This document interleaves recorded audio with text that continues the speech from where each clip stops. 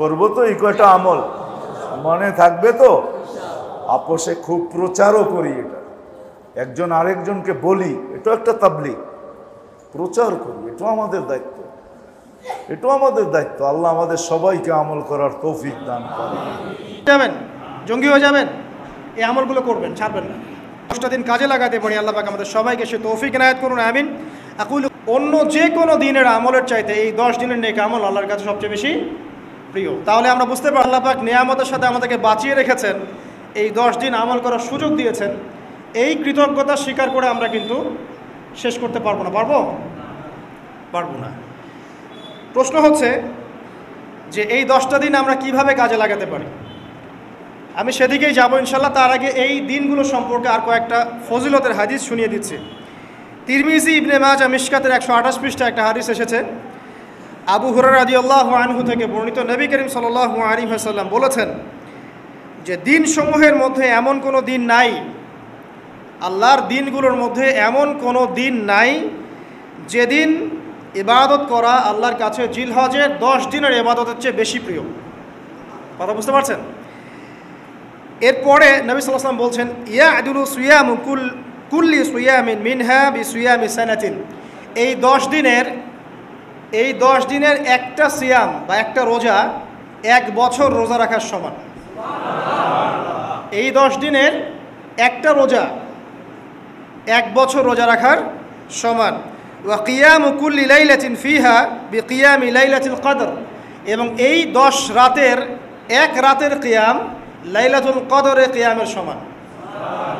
আর আমরা জানি লাইলাতুল কদর সম্পর্কে আল্লাহ পাক কি বলেছেন, লাইলাতুল কদরি খায়রুম মিন আলফি শাহর, 1000 মাসের ইবাদতের চেয়ে উত্তম। তাহলে আমরা বুঝতে পারছি যে এই 10 দিন 10 রাত কি আমল করতে হবে, এই হাদিসটা বলে দিচ্ছে।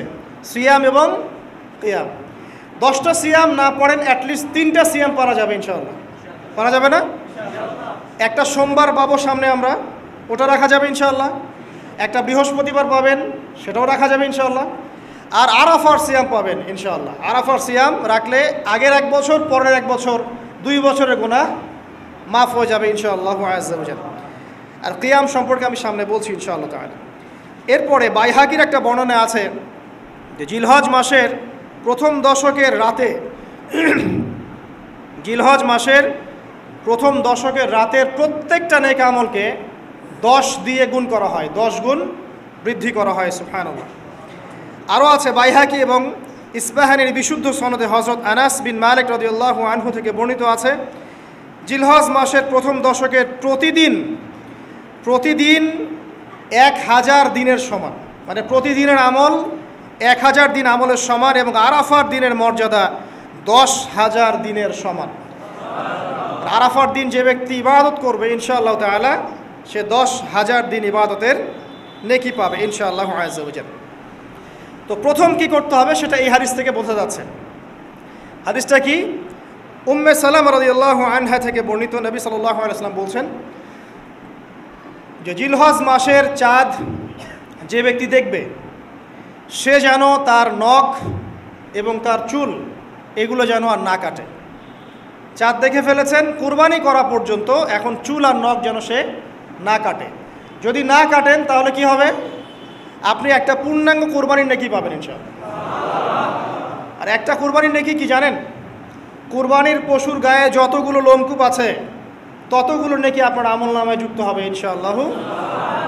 সময় খুব দ্রুত চলে যাচ্ছে, আমরা বুঝতে পারছি না। এর কারণ হচ্ছে, একটা কারণ আমি ফাইন্ড আউট করেছি, এটা হচ্ছে আমরা এখন ফজরের সলাতটাকে জামায়াতে গুরুত্ব দিচ্ছি না এবং ফজরের নামাজের পর থেকে আমরা জেগে থাকছি না।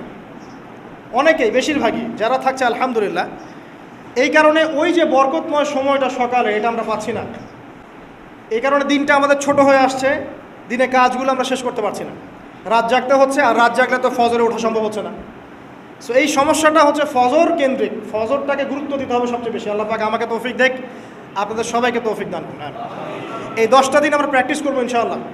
রমাদান মাসে আমরা যেমন প্র্যাকটিস করেছিলাম 1 মাস আল্লাহর আনুগত্যের, এই 10টা দিন উৎসবের উৎসাহ নিয়ে আমরা আবার প্র্যাকটিস করবো ইনশাআল্লাহু আযজা ওয়া জাল। আর এই বিষয়গুলো বেশি বেশি প্রচার করবেন অনলাইনে। তো এই কারণে মনে করিয়ে দেওয়ার স্বার্থে জিলহজের 10 দিনের ফজিলত আমাদের সবাইকে মনে করিয়ে দেওয়া লাগবে, ঠিক আছে? অনলাইন অফলাইনে সবাই প্রচার করবেন। এই 10 দিন নেক আমলের জন্য একটা উৎসবের উপহার আল্লাহর পক্ষ থেকে। এই 10টা দিন যেন আমরা আল্লাহর পক্ষ থেকে এই উপহারকে কাজে লাগাই, বেশি বেশি নেক আমল করি, পরকালকে গুছিয়ে নেই। পারবো না ইনশাআল্লাহ? ইনশাআল্লাহ। প্রথম কাজ, আর্লি ঘুমিয়ে যাওয়ার চেষ্টা করা। 2 নাম্বার, ফজরের নামাজের মিনিমাম আধা ঘন্টা আগে ঘুম থেকে ওঠার চেষ্টা করা। ফজরের নামাজ কয়টা আপনাদের এখানে? 4:30টায়। 4টা বা 4:45টায় ওঠার চেষ্টা করতে হবে। আল্লাহ পাক তৌফিক দান করুন। ওযু ইস্তেঞ্জা করার পরে মিনিমাম 2 থেকে 4 রাকাত নফল নামাজ পড়বে। মিনিমাম 2 থেকে 4 রাকাত নফল নামাজ পড়বে। আমরা জানি যে আমরা নবী সাল্লাল্লাহু আলাইহি ওয়াসাল্লামের মতো তাহাজ্জুদ পড়তে পারবো না। পারবেন? তার 2 রাকাত নামাজে তিনি প্রায় 4 পারা কোরআন তেলাওয়াত করেছেন। 2 রাকাত নামাজে 4 থেকে 4.5 পারা কোরআন তেলাওয়াত করেছেন। আমরা কি পারবো? আমরা পারবো না। মিনিমাম 2 রাকাত নামাজ বা 4 রাকাত নামাজ তো পড়তে পারি। এবং ওই সময়টা হচ্ছে দোয়া কবুলের সময়। আল্লাহ পাক প্রথম আসমানে নেমে আসেন। আল্লাহ পাক কীভাবে নেমে আসেন এটা আল্লাহ পাকের ব্যাপার, এটা নিয়ে আমাদের মাথা ব্যথা ঘামানোর দরকার নাই। আল্লাহ নেমে এসে আহ্বান করতে থাকেন, কারো কি কোনো চাওয়া আছে আমার কাছে? আমি সেই চাওয়া পূরণ করে দিব। কেউ কি অসুস্থ আছো? আমাকে ডাকলে আমি শেফা দিয়ে দিব। কেউ কি আমার কাছে ক্ষমা চাইবে? আমি ক্ষমা করে দিব। কেউ কি আমাকে ডাকবে? আমি তার ডাকে সাড়া দেব। এভাবে ফজর পর্যন্ত আল্লাহ পাক আহ্বান করতে থাকেন, কিন্তু আমরা আসলে ঘুমিয়ে থাকি। আল্লাহ পাক আমাদেরকে মাফ করে দিন এবং এই নেক সময়গুলোকে কাজে লাগানোর তৌফিক আল্লাহ পাক দান করুন, আমিন। জামাতে নামাজ পড়ার পরে আপনারা চলে যাবেন না হুট করে, এখানে বসে থাকবেন। বসে বসে তাসবিহ তাহলিল করবেন, জিকির আজকার করবেন। খুব কমন তাসবিহ আছে কিছু। আয়াতুল কুরসি পড়বেন একবার, সূরা ফালাক, ইখলাস, নাস 3 বার করে পড়বেন। তারপরে আল্লাহুম্মা আনতাস সালাম ওয়া মিনকাস সালাম তাবারাকতা ইয়া যাল জালালি ওয়াল ইকরাম পড়বেন। আল্লাহুম্মা আইন্নি আলা যিকরিক ওয়া শুকরিকা ওয়া হুসনি ইবাদাতিক পড়বেন। আল্লাহুম্মা ইন্না নাসআলুকা ইলমান নাফিআন ওয়া আমালান মুতাকাব্বালান ওয়া রিজকান তাইয়্যিবা, এটা পড়বেন। দরুদ শরীফ পড়বেন 10 বার। তারপরে পড়বেন রাদিতু বিল্লাহি রাব্বান ওয়া বিল ইসলামি দীনান ওয়া বি মুহাম্মাদিন নাবিয়্যা 3 বার। হাসবি আল্লাহ লা ইলাহা ইল্লা হু আলাইহি তাওয়াক্কালতু ওয়া হুয়া রাব্বুল আরশিল আযীম 7 বার। সুবহানাল্লাহি ওয়া বিহামদিহি আদাদা খালকিহি ওয়া রিদা নাফসিহি ওয়া জিনাতা আরশিহি ওয়া মিদাদা কালিমাতিহি 3 বার। তারপরে আছে আমল ছাড়বেন না। আমল সেই জিন্দেহি বানতা হয়, একটা কথা আছে। আমল দিয়েই জীবন গঠিত হয়, জীবন গড়ে। আল্লাহ পাক তৌফিক এনায়েত করুন। আরেকটা কথা বলি, ফজরের নামাজের পরে চেষ্টা করেন আধা ঘন্টা থেকে 1 ঘন্টা কোরআন তেলাওয়াত করার জন্য। কোরআন তেলাওয়াত করলে অর্থ না বুঝেও যদি তেলাওয়াত করেন প্রত্যেক হরফে 10 নেকি পাবেন ইনশাআল্লাহ। কিনেন আর নাই বোঝেন, তাফসির বোঝেন আর নাই বোঝেন, অর্থ বোঝেন আর নাই বোঝেন, প্রত্যেক হরফে কি পাবেন? 10 নেকি পাবেন। কিন্তু আমি তো সব বুঝবো না, বুঝবো? আমি তো সব বুঝতে পারবো না। যেটা বুঝবো না আলেমদের কাছে জিজ্ঞাসা করে নেব। কোরআন তেলাওয়াত করুন। এরপর চলে আসেন, যদি পসিবল হয় ফজরের পর জিকির আজকার করার পর তিলাওয়াত করলেন, এরপর চলে গেলেন। যাওয়ার আগে, মসজিদ থেকে যাওয়ার আগে আপনি অন্তত 2টা রাকাত এই ইশরাকের নামাজ পড়ুন। কিসের নামাজ? ইশরাক। নবীজি বলেছেন, কেউ যদি ফজরের নামাজ জামাতে পড়ে তারপরে সালাম ফিরানোর পর ওই জায়গাতেই বসে থাকে এবং জিকির আজগার করতে থাকে, সুবহানাল্লাহ 100 বার পড়লো, আস্তাগফিরুল্লাহ 100 বার পড়লো, ঠিক আছে, লা ইলাহা ইল্লাল্লাহ ওয়াহদাহু লা শারীকা লাহ লাহুল মুলকু ওয়া লাহুল হামদু ওয়া হুয়া আলা কুল্লি শাইইন কাদির, এগুলো পড়লো। তারপরে ধরেন দরুদ শরীফ পড়লো ইত্যাদি। জিকির আজগার শেষ করে সূর্য উঠে যাওয়ার পরে সে যদি 2 রাকাত নামাজ পড়ে, মাত্র 2 রাকাত, সে ফিরে যাবে একটা কবুল হজ, একটা কবুল ওমরার নেকি নিয়ে ফিরবে ইনশাআল্লাহ। আরেকটা নামাজ আছে, যদি পসিবল হয় পড়তে পারেন, 8টা থেকে 10টার মধ্যে পড়ে ফেললে ভালো। এরপরে সূর্য উঠে যায়, সূর্য গরম হয়ে যায়। সেটা হলো আপনার এই চাশতের নামাজ, যেটাকে আমরা বলি সলাতুদ দুহা, চাশতের নামাজ। আমরা অনেকে রিজিকের সমস্যায় ভুগি না? দারিদ্রতা, রিজিকের সমস্যা, আমাদের অভাব, এই সমস্যা আছে না? চাশতের নামাজ যে ব্যক্তি নিয়মিত পড়বে তাকে 2টা ফজিলত দেওয়া হয়। কয়টা ফজিলত? চাশতের নামাজ যে ব্যক্তি নিয়মিত পড়ে তার 2টা স্পেশাল ফজিলত। 1, তাকে দ্বীনের জ্ঞান দেওয়া হবে, ইলম মুখস্থ ক্ষমতা দেওয়া হবে। আপনি হিফজ ক্ষমতা বেড়ে যাবে, কোরআন সুন্নাহ মুখস্থ রাখতে পারবেন ভালো ইনশাআল্লাহ, আল্লাহর পক্ষ থেকে বুঝ দেওয়া হবে। আরেকটা হচ্ছে আপনার দারিদ্রতা আল্লাহ পাক দূর করে দেবে। এগুলা পরীক্ষিত আমল ভাই, এগুলা কোনো গাল গল্প বলছি না, এগুলো পরীক্ষিত। আরেকটা আছে, সূরা ওয়াকিয়া রাতে তেলাওয়াত করেন, সূরা ইযা ওয়াকাআতিল ওয়াকিয়া লাইসা লিওয়াকাআতিহা কাযিবা, এই সূরাটা আপনি তেলাওয়াত করেন, দেখবেন দারিদ্রতা চলে যাবে ইনশাআল্লাহ আজ্জা ওয়া জাল্লা, চলে যাবেই ইনশাআল্লাহ। এবার আসুন কোরআন তেলাওয়াত নিয়ে দুটো কথা বলে দিই। কিছু কিছু সূরার কিছু কিছু অংশ মুখস্থ করে ফেলার চেষ্টা করেন। প্রত্যেক দিন এই অংশটুকু আপনি নিজে তেলাওয়াত করবেন। ফর এক্সাম্পল, সূরা বাকারার প্রথম 5টা আয়াত, তারপরে আয়াতুল কুরসি 255 নম্বর আয়াত, সূরা বাকারার শেষের 3টে আয়াত, সূরাতুল আলে ইমরান শেষের 10 আয়াত, সূরা কাহফ প্রথম 10 শেষের 10, সূরা মুমিনুন শেষের 5-7টা আয়াত, সূরা তওবার শেষ পৃষ্ঠা, সূরা আহজাবের শেষ পৃষ্ঠা, সূরা ফালাক, সূরা নাস, সূরা ইখলাস, সূরা কাফিরুন, সূরা জিন এর প্রথম 10টা-20টা আয়াত, এছাড়া আরও সূরা হাশর শেষের 5-7টা আয়াত। এগুলো মুখস্থ করে ফেলেন। প্রতিদিন এগুলো আপনি চর্চা করবেন, পারবেন ইনশাআল্লাহ। প্রত্যেক দিন যদি কোরআন তেলাওয়াত করেন একটা নেকি আছে, একটা ফজিলত স্পেশাল, সেটা হলো কোরআন কিয়ামতের মাঠে আপনার পক্ষে সুপারিশ করবে। আর কোরআন যার পক্ষে সুপারিশ করবে ইনশাআল্লাহ তাআলা সে জান্নাতে চলে যাবেই ইনশাআল্লাহ। আর কোরআন যার বিপক্ষে সুপারিশ করবে তার কি জান্নাতে যাওয়ার কোনো সুযোগ আছে ভাই? আল্লাহ বোঝার তৌফিক দেখ, আমিন। চারটের পরে বাকি যে নামাজগুলো আছে যোহর, আসর, মাগরিব, এশা, এগুলো আমরা জামায়াতে আদায় করার চেষ্টা করবো ইনশাআল্লাহ আজ্জা। আল্লাহ পাক আমাদের সবাইকে তৌফিক দান করুন। আজকে জুমার নামাজে আমরা যেমন সবাই এসেছি, একইভাবে যেন আসর, মাগরিব, এশাতেও সবাই আসতে পারি, এই নিয়াত আমরা পাকাপোক্ত করি। যদি জামাত না পান, ঘুমিয়ে থাকেন বা ভুলে যান, যখনই ঘুম থেকে উঠবেন তখনই নামাজ, যখনই ঘুম থেকে উঠবেন তখনই নামাজ। যদি ভুলে যান, মনে হবে তখনই নামাজ। ঘুমিয়েছিলেন, ফজর হয়ে গেছে, 8টা বেজে গেছে, উঠবেন, আগে ফজরের নামাজ কাজা করবেন, তারপরে অন্য কিছু।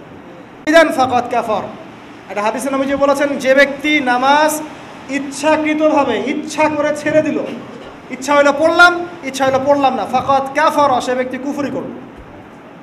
বাইনাল আবদি ওয়া বাইনাশ শিরকি ওয়াল কুফরি তারকুস সালাহ, একজন আল্লাহর বান্দা আর একজন মুমিন মুসলিম এর মধ্যে পার্থক্যই হচ্ছে নামাজ। তার মানে নামাজ নাই, ইসলামের খাতায় নাম নাই। অতএব নামাজ কাজা হয়ে গেলেও কাজা করবেন, ভুলে গেলেও নামাজ আদায় করবেন। যদি জামাত না পান বাসায় পড়বেন, যদি পসিবল হয় মসজিদে জামাত শেষ হয়ে গেছে বাসায় জামাত করে পড়বেন। নামাজের কোনো মাফ আল্লাহ পাক তৌফিক দান করুন, আমিন। এরপরে আসেন, 2টা নামাজ আছে এটা আমরা পড়ি না, বা অনেকে পড়ি অনেকে অবহেলা করি, কিন্তু এটা বড় ফজিলত আছে, বলবো। বেলাল রাদিয়াল্লাহু আনহু নাম শুনেছেন? যখনই নবী সাল্লাল্লাহু আলাইহি ওয়াসাল্লাম জান্নাতে যেতেন, মানে জান্নাত আল্লাহ পাক তাকে দেখাতেন, তখনই তিনি তার বেলাল রাদিয়াল্লাহু আনহুর পায়ের শব্দ শুনতে পারতেন। বেলাল রাদিয়াল্লাহু আনহুর পায়ের শব্দ তিনি শুনতে পারতেন। আর একজন যোগ্য নেতা যিনি, তিনি তার অনুসারীর পায়ের শব্দও চিনেন। কথা বুঝতে পারছেন? আচ্ছা, গলার ভয়েসও চিনেন। তো বেলাল রাদিয়াল্লাহু আনহুকে তিনি জিজ্ঞাসা করলেন, ইয়া হে বেলাল, তুমি কি এমন আমল করো যার ফলশ্রুতিতে তুমি জান্নাতে আমার সামনে সামনে হাঁটছো? সুবহানাল্লাহ। কোন বেলাল? যিনি একজন কৃতদাস ছিলেন, নিগ্রো, কালো, দেখতে হয়তো আপনার আমার মতো সুন্দর না, তাই না? আফ্রিকান মানুষ, যাকে ওই যে রোদের মধ্যে শুয়ে পিটানো হয়েছিল, হয়নি? সেই বেলাল রাদিয়াল্লাহু আনহু, সুবহানাল্লাহ। তখন তিনি বলছেন, ইয়া রাসূলুল্লাহ, আমি তো এমন কোনো আমল করি না, আপনারা যা করেন তাই করি, তবে যখনই আমার অজু ছুটে যায়, অজু ভেঙে যায়, আমি তখনই অজু করি, আর সেই অজু দিয়ে আমি 2 রাকাত নামাজ পড়ি। এই নামাজটাকে কি বলে? তাহিয়াতুল ওযু। এই তাহিয়াতুল ওযুটা আমরা আদায় করার চেষ্টা করবো, আল্লাহ পাক তৌফিক দান করুন। আরেকটা আছে তাহিয়াতুল মসজিদ। দেখবেন অনেকেই মসজিদে আসি আমরা ধাপ করে বসে পড়ি, তাই না? আসলে কিন্তু মসজিদে এসে 2 রাকাত নামাজ পড়ে বসা সুন্নাত। মসজিদে একটা হক আছে, মসজিদে আসলেন, 2 রাকাত নামাজ পড়লেন, সংক্ষিপ্ত আকারে পড়লেন, পড়ে বসবেন, এটা করা উচিত। আল্লাহ পাক তৌফিক ইনায়াত করুন, আমিন। এরপরে আসেন, এই 10 দিন কি করব আমরা? এগুলোর পাশাপাশি বেশি বেশি তাকবীর দিবেন। তাকবীর মানে আল্লাহু আকবার, আল্লাহু আকবার, লা ইলাহা ইল্লাল্লাহ, আল্লাহু আকবার, আল্লাহু আকবার, ওয়ালিল্লাহিল হামদ। সাহাবীদের মধ্যে আবু হুরায়রা রাদিয়াল্লাহু আনহু, আব্দুল্লাহ ইবনে আব্বাস, আব্দুল্লাহ বিন ওমর, এই বিখ্যাত সাহাবীরা যখন এই 10 দিনে উপস্থিত হতেন, তারা বাজারে গেলেও তারা বাজারে গিয়ে তাকবীর দিতেন জোরে জোরে।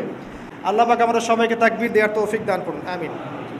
এরপর এই 10 দিন আমরা বেশি বেশি যে কাজটা করার চেষ্টা করবো সেটা হলো তওবা। বেশি থেকে বেশি তওবা করার চেষ্টা করা উচিত। আর তওবা মানে শুধু আস্তাগফিরুল্লাহ ওয়া আতুবু ইলাইহি পড়া নয়। তওবার 2টো ভাগ আছে। কবিরা গুনার জন্য একরকম তওবা, আর সগীরা গুনাহ এমনি এমনি মাফ হয়ে যায়, সগীরা গুনার জন্য একটা সগীরা গুনাহ হয়েছে, আপনি একটা ভালো কাজ করলেন, আগের গুনাহ মাফ। একটা গুনাহ হয়েছে, আপনি ওযু করলেন, চোখের হাতের সব গুনাহ মাফ। একটা গুনাহ হয়েছে, আপনি সদকা করলেন, গুনাহ মাফ। মানে গুনাহ মাফের অনেক সুযোগ আছে, কিন্তু কবিরা গুনাহ মাফের শর্ত আছে। শর্ত কি? 1 নাম্বার, পাক্কা নিয়াত করা যে আর কোনোদিন এই কাজটা করবো না ইনশাআল্লাহ। 2 নাম্বার, ইচ্ছা করে ওই পাপে আর লিপ্ত না হওয়া। এবং 3 নাম্বার, নিজে এই পাপের জন্য কান্নাকাটি করা, অনুতপ্ত থাকা, তাহলে ইনশাআল্লাহ মাফ হয়ে যাবে। আরেকটা শর্ত আছে, যদি পাপটা অন্য কারোর সাথে সম্পৃক্ত হয়, যেমন ধরেন কারো টাকা মেরে দিয়েছেন, টাকা শোধ করেন নাই, যেটা আমাদের সমাজে ট্রেডিশন হয়ে গেছে এখন। জমি মেরে দিয়েছেন, শোধ করছেন না, মান সম্মানের হানি করছেন, মিথ্যা অপবাদ দিচ্ছেন, হ্যাঁ, এক কথায় মানুষের সাথে সম্পৃক্ত হক, মানুষের ক্ষতি করেছেন আপনি, তখন কি করতে হবে? তখন ওই মানুষের কাছে গিয়ে ক্ষমা নিতে হবে। খুব ডিফিকাল্ট, এবং এটার জন্য একটা বড় মনের দরকার আছে, মনের স্বচ্ছতার দরকার আছে। ভাই, আমি তোমার টাকা ধার নিয়েছিলাম, দেই নাই, এই নাও টাকা, শোধ করে দিলাম। ভাই, আমি তোমাকে ভালো মন্দ বলেছিলাম, তোমার গীবত করেছি, আল্লাহ তোমাকে মাফ করে দেয়, তুমি আমাকে মাফ করে দাও। খুব ডিফিকাল্ট এগুলো করতে হলে বড় মন লাগবে। আর যদি এগুলো আমরা না করতে পারি তাহলে সমস্যা আছে।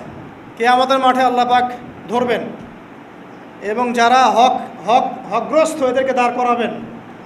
কিয়ামতের মাঠে নিজের নেকি তাকে দিয়ে ঋণ শোধ করতে হবে, অথবা তার গুনাহ নিজের আমল নামে নিয়ে ঋণ শোধ করতে হবে। কোনটা বেটার বলেন? দুনিয়াতে ছোট হওয়া না পরকালে ছোট হওয়া? তাই আমরা সবাই সবার কাছে মাফ চেয়ে নেই যে আল্লাহ পাক আমরা সবাইকে মাফ করে দেখ। যদি আমি আপনাকে কষ্ট দিই, আপনি আমাকে মাফ করে দেন। যদি আপনি আমাকে কষ্ট দিয়ে থাকেন, আমি আপনাকে মাফ করে দিলাম। এই বিষয়ে চলে আসেন। আল্লাহ পাক তৌফিক দান করুন, আমিন। আর একটা তওবা করুন, আস্তাগফিরুল্লাহাল্লাযী লা ইলাহা ইল্লা হুয়াল হাইয়ুল কাইয়্যুম ওয়া আতুবু ইলাইহি, দিনে 70 বার বা 100 বার, দিনে 70 বার বা 100 বার। যদি না পারেন, অ্যাটলিস্ট এতটুকু বলবেন, আস্তাগফিরুল্লাহ ওয়া আতুবু ইলাইহি, আস্তাগফিরুল্লাহ ওয়া আতুবু ইলাইহি, 70 বার বা 100 বার। এরপরে আসেন, এই 10 দিনের অন্যতম একটা আমল হতে পারে সওম রাখা। যদি পারি এই 10টা দিন সওম রাখবো, যারা পারছি না মিনিমাম 3টা 4টা 5টা অ্যাটলিস্ট রাখবো। আর যারা সেটাও পারছি না, কমপক্ষে আরাফার দিনের সিয়ামটা যেন মিস না যায়, ঠিক আছে? আরাফার দিনের সওম যেন মিস না যায়। আল্লাহ পাক তৌফিক এনায়েত করুন সবাইকে, আমিন। আরাফার দিনের সওম বিগত 1 বছর, আগামী 1 বছরের গুনাহ মাফের কারণ হয়ে যাবে ইনশাআল্লাহ। যত গুনাহ আমরা করেছি 1 বছরে, আরাফার সওম রাখলে সমস্ত গুনাহ মাফ হয়ে যাবে। একটা হাদিসে পড়েছিলাম, ইবলিস আরাফার দিনে সবচাইতে বেশি অনুতপ্ত হয়, মানে হতাশায় ভোগে। একটু আগে বললাম না, ইবলিস আমাদের প্রতিবন্ধকতা, সে সবচেয়ে বেশি হতাশায় ভোগে আরাফার দিনে।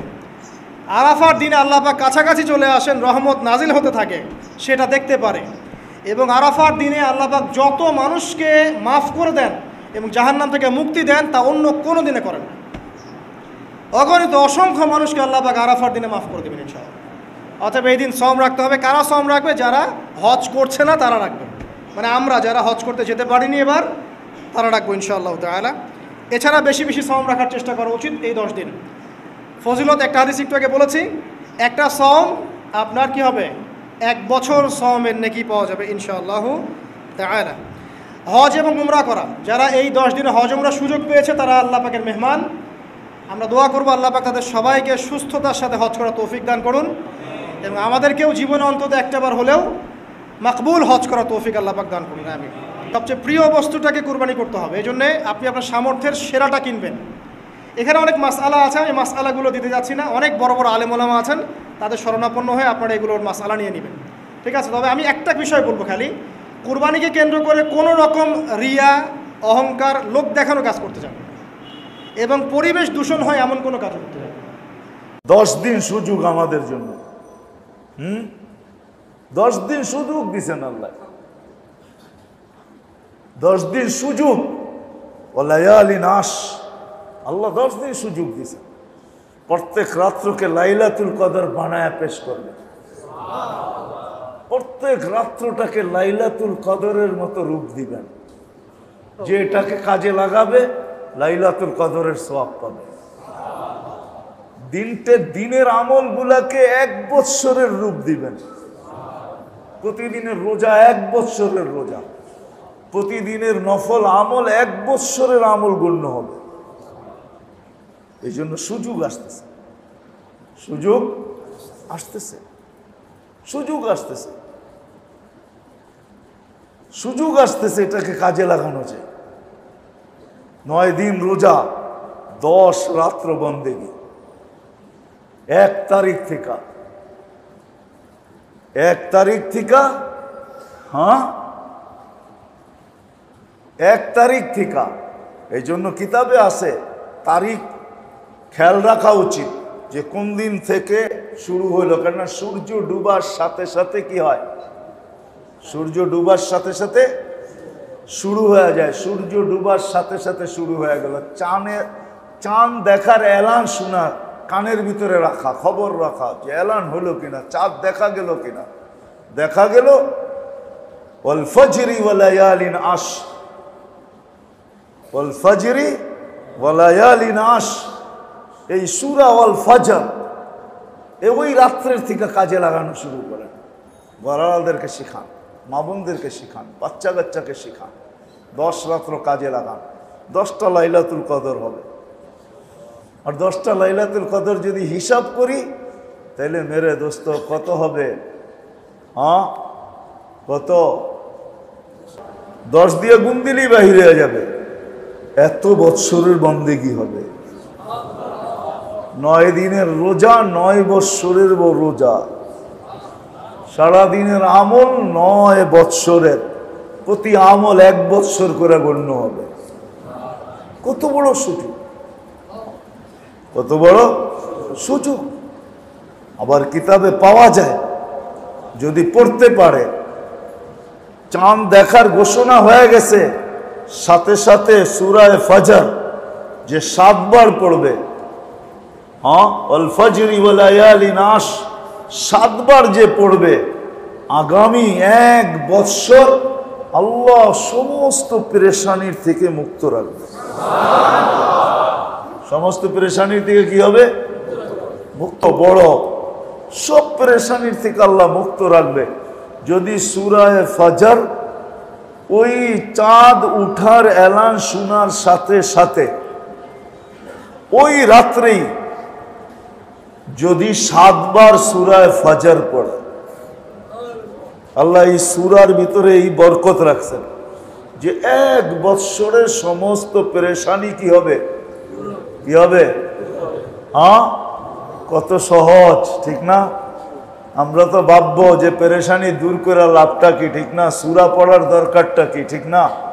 কি হ্যাঁ মন্দার উপরে মেহেরবানি করছেন।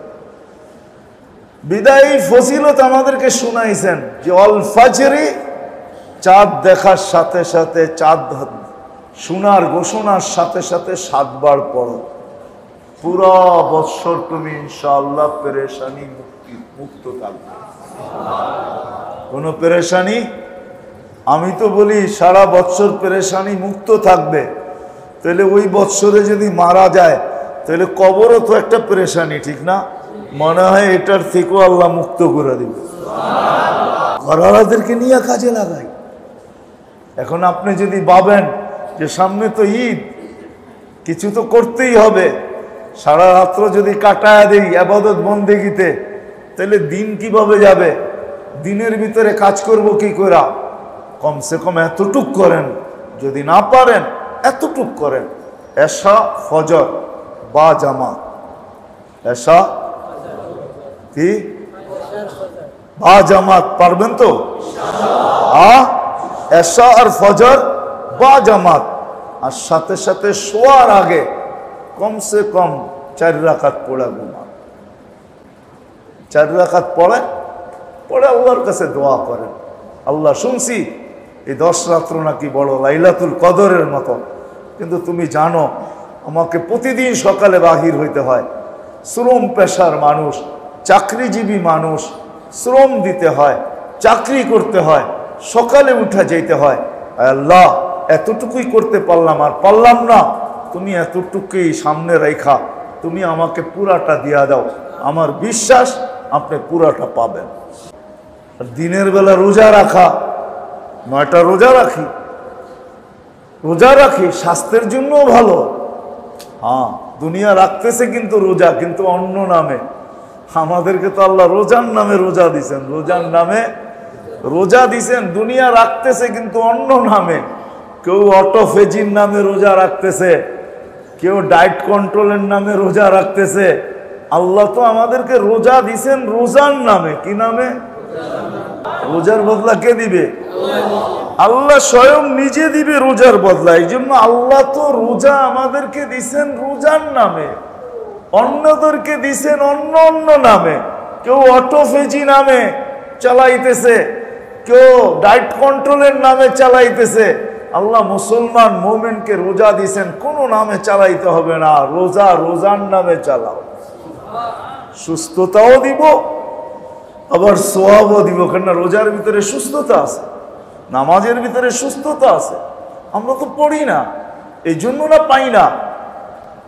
নামাজের সুস্থতা আছে, তুসাল্লি তুসাহি, হাদিসে আছে নামাজ পড়ো সুস্থতা পাবে। প্রমাণ দিছেন আবু হুরায়রা রাদিয়াল্লাহু তাআলা আনহুকে দিয়া, পেটের ব্যথায় ফুটবল হয়ে গেছেন।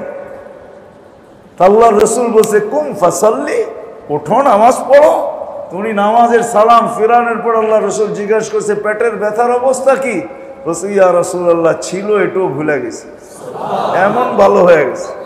এই জন্য মেরে দোস্ত, কমসে কম এই 10টা দিন, আরো অনেকগুলো আমল আছে যেগুলা সবাই আমরা আগের থেকেই জানি, কিন্তু বড় আমল হলো এই 2টা।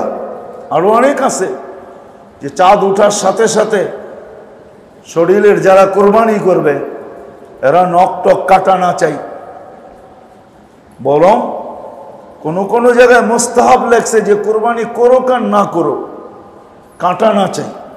কেননা হাজিরা কাটবে না, হাজিরা কোরবানির পরে কি করবে? সবকিছু কাটবে। মান তাশাবাহা বিকওমিন ফাহুয়া মিনহুম। আমরা তো ওইখানে যাইতে পারি না, আর এইখানে এহরাম পরে ঘুরেও যাবে না, কেন মানুষ বলবে তোকে আবার এই পাগলামি শিখাইলো, তো শিখাইলো কে? ওরা তো ওইখানে এহরাম পরে ঘুরতেছে, তুই এইখানে এহরাম পরে ঘুরিস কি জন্য? তো কমসে কম ওই 10 দিন নখ পশম এগুলা কাটার থেকে এখনই কালকের থেকেই সবকিছু কাইটা কমপ্লিট রাখা, যাতে এই 10 দিন আর হাত দিতে না হয়। কোরবানির ঈদের নামাজ হয়ে যাবে, তারপরে পরিষ্কার হয়ে যাবে, সবকিছু করবে। এগুলো তো আগের থেকেই আমরা জানি, কিন্তু সবচেয়ে বড় আমল যেটা, রাতগুলা যেন বন্দিগির ভিতরে যায়, দিনগুলা যেন কোনো না কোনো ইবাদতের ভিতরে কাটে। কাজ করতে করতেও অনেক কিছু করা যায়, জিকির করতে কোনোদিন জিকির মনে মনেও করা যায়, জিকির কি দাঁড়ায়ও করা যায়, বসেও করা যায়, শুয়েও করা যায়, সর্ব অবস্থায় করা যায়। বিদায়ী 10টা দিন, 9টা দিন, 10টা রাত্রকে গুরুত্ব দেওয়া চাই। দিব তো ইনশাআল্লাহ? হ্যাঁ। আর সূরা ফজর যারা জানি, চাঁদ উঠার খবর শোনার সাথে সাথে ওই রাত্রেই কমসে কম 7 বার পড়বো তো। আসলে ভাবলে দেখা যায় আল্লাহ যে কত বড় মেহেরবান, বান্দাকে যে কত ভালোবাসেন, কত যে মহব্বত করেন, কত ভাবেই না বান্দাকে বাঁচায় রাখতে চান। কিন্তু নাদান আমরাই, আসলে অজ্ঞ আমরাই। সবার কপালে তো সবকিছু শোভা পায় না। আমার হাদিসে পাওয়া যায় ফজরের নামাজের পরে যে 11 বার বিসমিল্লাহ সহ সূরা ইখলাস পড়বে, ইখলাস পড়বে 11 বার। ইখলাস চিনেন তো? ওই দিন সে কোনো গুনাহ পর্যন্ত পৌঁছতে পারবে না। ওয়ালাউ জাহাদা শয়তান, শয়তান যতই জোর লাগাক না কেন, ওই দিন তাকে গুনায় লিপ্ত করতে পারবে না।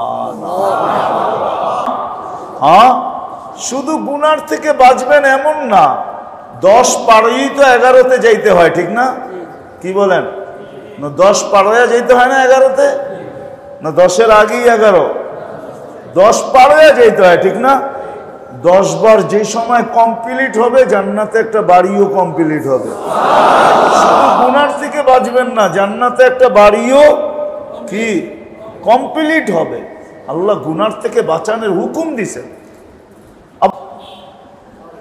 সূরা ইখলাস, সূরা ইখলাস, মানুষের কোনো অঙ্গ ফেল হয়ে যাওয়া, এটা হলো সবচেয়ে বড় রোগ।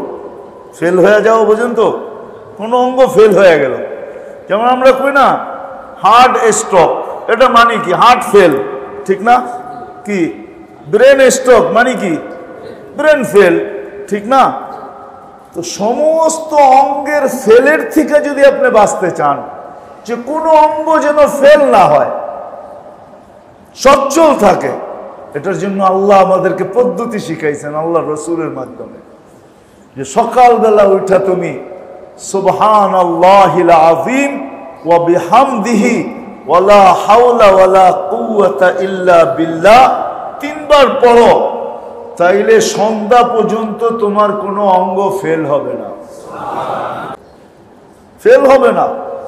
সুবহানাল্লাহিল আযীম ওয়া বিহামদিহি ওয়ালা হাওলা ওয়ালা কুওয়াতা ইল্লা বিল্লাহ। কয়বার? 3 বার। মাত্র 3 বার। যদি ফজরের পরে 3 বার, মাগরিবের পরে 3 বার, মাগরিব পড়লো তো ফজর পর্যন্ত, ফজরে পড়লো তো মাগরিব পর্যন্ত, এর চেয়ে বড় মেডিসিন কি চান? দুনিয়াওয়ালারা যদি এরকম কিছু আবিষ্কার করে, হ্যাঁ আমার মনে হয় মানুষ এটাকে কেনার জন্য লাইন দিবে, আগের থেকে বুকিং দিবে, ঠিক না? কি দিবেন না? দিবেন না? যাদের অর্থ আছে তারা কি বলবে? আমাদেরকে আগে দাও, ঠিক না?